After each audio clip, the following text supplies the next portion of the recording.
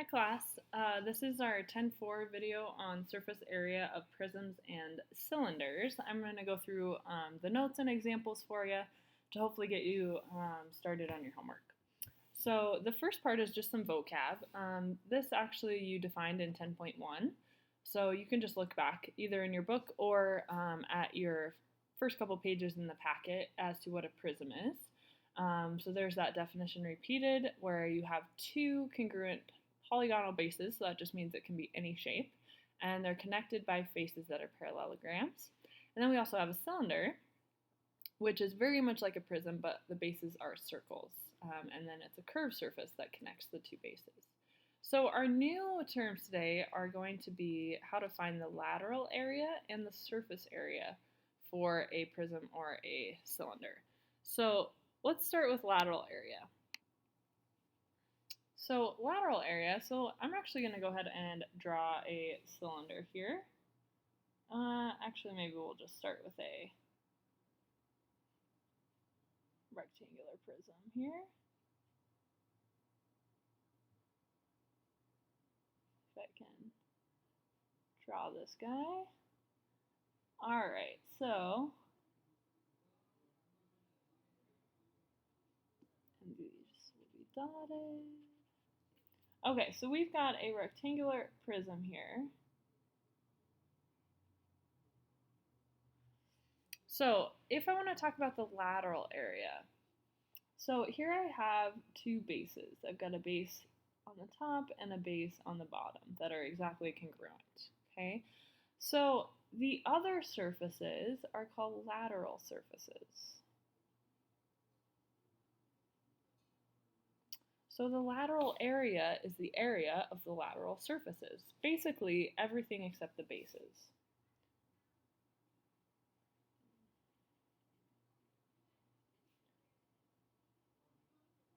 Okay? The surface area is the area of all of the surfaces.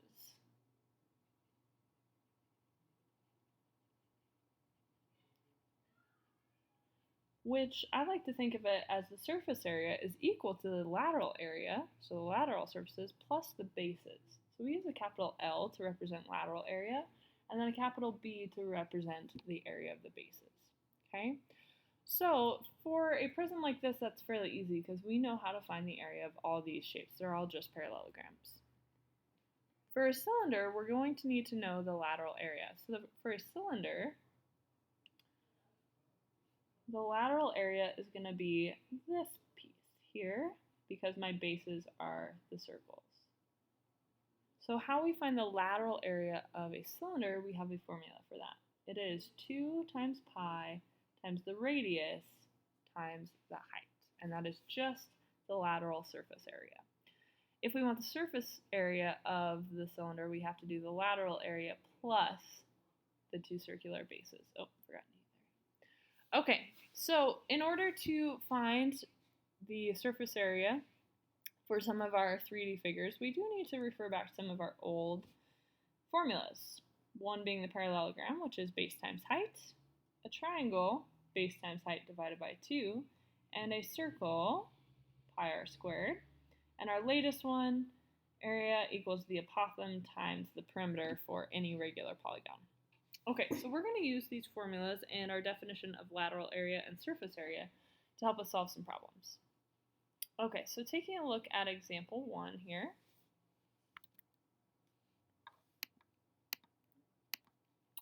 Alright, so this is a triangular prism because I have two bases that are congruent, that are triangles, making it a prism, and since they're triangle bases, triangular prism. So I want to find both the lateral and the surface area. So let's start with lateral. So the lateral area is the area of everything except the bases. So my bases are the top and bottom triangle, so everything else would be the 3 sides. Well, if I look at this front face right here, it is a rectangle. I can find the area of a rectangle by doing the base times the height. So in this case, 5 times 2. Now I'm going to add all these lateral surfaces up to get the lateral area. So if I look at this back left, or I guess back right, that's also a rectangle, which would be the base, which is 3, times the height of 2. So 3 times 2 would give me the area of that rectangle. The back left is going to be 4 times 2. So if I add all 3 of those rectangles up, the areas, I will get the lateral area. So I've got 10 plus 6 plus 8. So I get the lateral area is equal to 24. Now, since it's still area that we're talking about, I do still have square units. So in our case, centimeters squared. Now for surface area, remember surface area is just going to be equal to the lateral area plus the area of the bases. Okay? Well, the lateral area I have is being 24, so I'll go ahead and put that in there. Now my bases are triangles. I have 2 triangles that are exactly the same, so I'm going to do 2 times whatever one of them is. So remember that the triangle is base times height divided by 2. So I need to find the base and the height of this triangle. So I'm just going to draw that top base down here. So I know that this side is 3, this side is 4, and this length right here is going to be 5 because it has to be the same as that guy. Well, if you recognize this, this is actually a Pythagorean triple. 3, 4, 5 triangles are always right triangles because 3 squared plus 4 squared equals 5 squared. 9 plus 16 does equal 25. So since this is a right triangle, that helps me out because that makes 4 my height, base and height. So I can plug 3 in for base, 4 in for height. So let's go ahead and move this up here. So we've got the surface area is equal to 24, that's my lateral area, plus 2, and then my base times height, 3 times 4 for the triangle, divided by 2. And then this just becomes some simplifying. So 3 times 4 gives me 12. 12 divided by 2 is 6. 2 times 6 is 12. 12 plus 30, 24 is 36. So I get 36 centimeters squared for the surface area of the entire triangular prism. All right, moving on to example 2. Now we're going to work with the cylinder. So here we're going to use the new formula that we got for lateral surface area. So recall that that was L, lateral area, equals 2 pi RH. So this one becomes pretty easy because all I have to do is plug in the information. So I have a radius of 3 and a height of 4. So I've got 2 pi times 3 times 4. Now this is all multiplication, so this is really nice. I can switch the order however I see fit. 3 times 4 is 12, times 2 is 24. So my lateral area is equal to 24 pi. I'm going to leave it in terms of pi. And again, I want my units squared, so feet squared. All right, so now I need to find the surface area. So again, surface area is the lateral area plus the area of the bases. So my lateral area is 24 pi. And then my area of the bases. So I have 2 circles. So I'm going to multiply by 2. So the area of a circle, remember, is pi r squared. So my radius here is 3. So I've got 24 pi plus 2 times pi times 3 squared. So order of operations here, I want to take care of that exponent first. So I've got 9 times 2, which is going to be 18 pi. And if I add those 2 terms, I get 42 pi. And again, I want to tack on my units of square feet. So this is the total surface area when I add the bases. So I've got surface area here with the bases and lateral area here without the bases. All right, last example here. All right, so here I have some dimension change going on. So I want to know what happens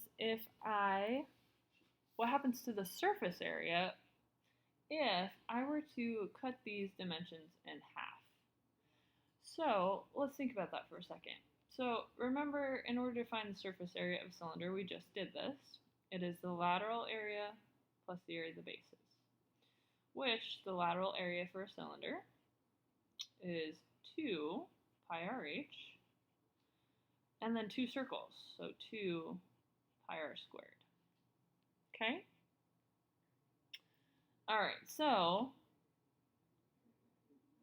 let's go ahead and plug in some numbers here. So I've got 22. So this is the original figure. So I'm going to say SA original. So my original radius, so keep in mind this is the diameter. So the radius has to be 11. So I've got 2 pi times 11 times 14 is the height, plus 2 pi times 11 squared.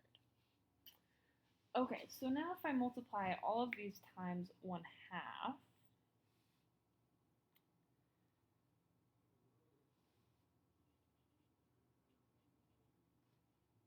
instead of having 11 for a radius, half of 11 is going to be 5.5. And half of 14, if I cut that in half as well, it's going to be 7. And then if I cut 11 in half here, that is the 5.5 squared.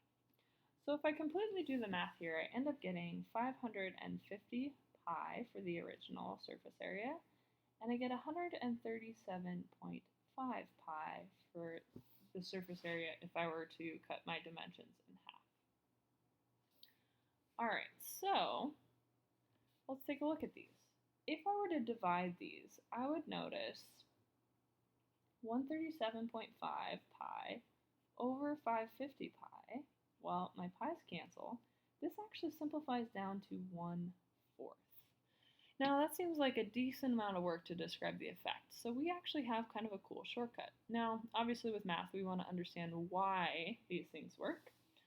So this is why, showing the process, I get this relationship. Now, keep in mind, we started with a dimension factor of 1/2, right? I was multiplying my radius and my height by 1/2. With area, all of my units are always squared, right? Centimeters squared, feet squared, miles squared. Well, what happens when I square that dimension factor? Well, that really means 1/2 times 1/2. If I multiply straight across, I get 1/4. Hey, that was my effect on the surface area. So kind of my shortcut, I would recommend writing this down. So surface area, what we do is you square the dimension factor.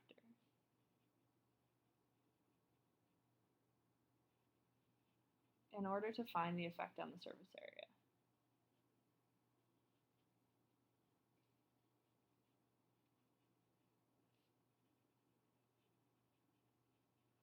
So we wouldn't actually even have to do this work. So for example, oh, sorry, you guys can't see that. Okay, so I would recommend writing that down. There's your shortcut. So if we had a new example where I said, okay, what happens to the surface area if I multiply my dimensions by 3? So if we use this shortcut, instead of having to go through the steps that we just did, all you have to do is square that dimension factor. So if I do 3 squared, I get 9. So my effect on the surface area would be 9 times as much surface area as the original figure. So that's a nice shortcut to be able to use to find the change on dimension. All right, thanks for watching.